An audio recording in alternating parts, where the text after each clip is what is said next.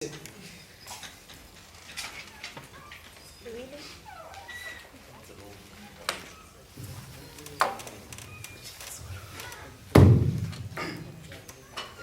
you very much, Prof. For me personally, what I would like to know from whoever is the representative of Nsfas is the implementation of their policy of Nsfas. Like the aim for them to change the policy in each and every year, while they know it very well that even the pre-existing policy had some challenges prior they be able to change the particular policy. So by changing a particular policy, then what measures did they take in making sure that the pre-existing policy can be able to resolve the current challenges? Because we know that even the past, for instance, as I'm talking to you now, there are new things that has been inserted from Nsfas in terms of students has to go to departments to go and request certain documents without first inform those documents that students will come from different institutions and so on. Now, I want to know the implementations from those people. Also, the relationship that they have with student leadership, because you will realize that those people only have, for instance, Nsfas will tell that I have a relationship with CPUT. You are my constituency, then I represent you. And the last one is the point that why they always refuse for Nsfas to be centralized.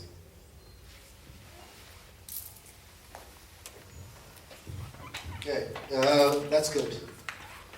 And what I want to do now is add the context to why we have Nsfas, why SASCO every single year calls for free education, why there are these long lines. And I had a brief discussion last week on free education. Is it possible, the challenges that we're having in terms of higher education funding and so on and so forth. But what I want to start with is we need people to realize, first and foremost, is that they are where they are not because of some fluke of destiny or fate, but because of a predisposition to a former oppressive regime. And what do I mean by that? And I get emotional sometimes when I talk about apartheid and when I talk about oppression.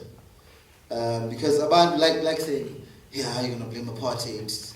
It's been 21 years. In fact, it's been longer than that. And, get over it, And what that tells me is that people don't understand the nature and the beast, which was apartheid. So you had a system in South Africa that said blacks can only get educated to a certain level.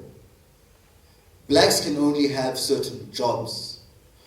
And what that meant is that blacks could only progress economically to a certain level in society. Why is that important?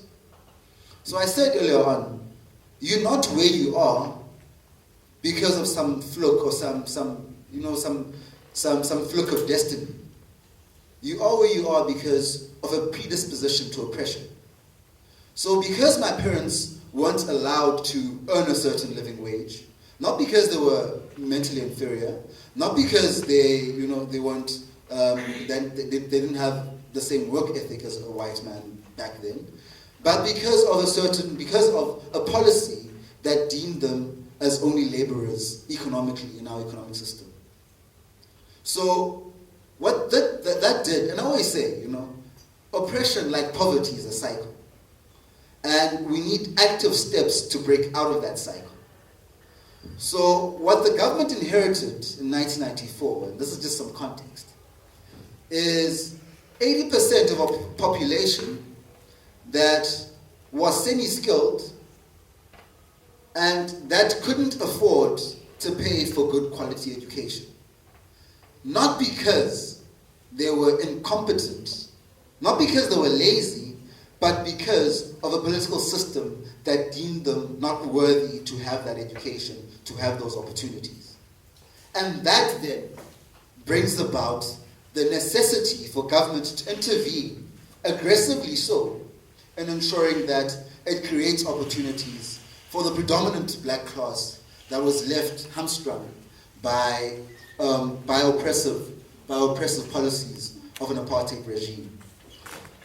So that's just context.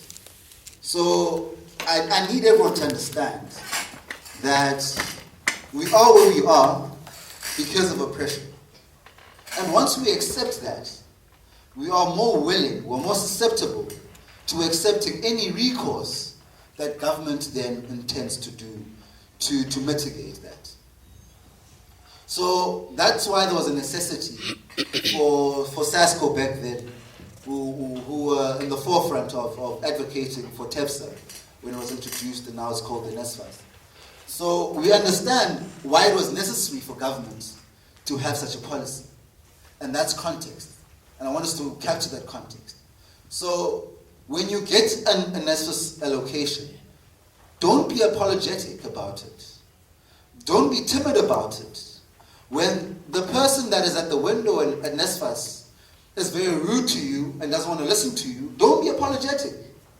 Because you understand the context at which this exceeds your situation. So that was a bit of context in terms of why we have financial aid in the first place, why government had to introduce a national financial aid scheme. And then obviously it has its difficulties, and those were elucidated by the previous speaker. And what we want here, and I think, let's be very frank, let me tell you what I expect from this discussion, is I expect people to engage openly, honestly, you know? And earlier on today I was at the line there, you know, just observing what's happening.